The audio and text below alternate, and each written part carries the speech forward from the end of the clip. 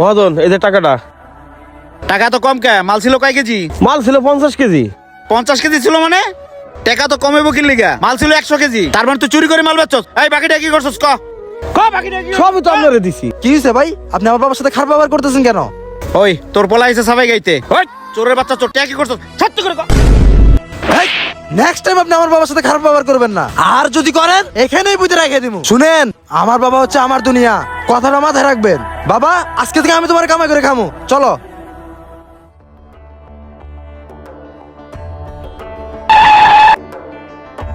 ওঠো বাবা। বাবা তোর কোথায় লাগে নাই তো? না বাবা, আমার কথা লাগেনি। তোমার কিছু হয় নাই তো? না বাবা, আমার একটু কাইটে গেছে, তাতে সমস্যা নাই। বাবা তোর কিছু হইলে আমি সহ্য করতে পারবো না বাবা। চল বাবা।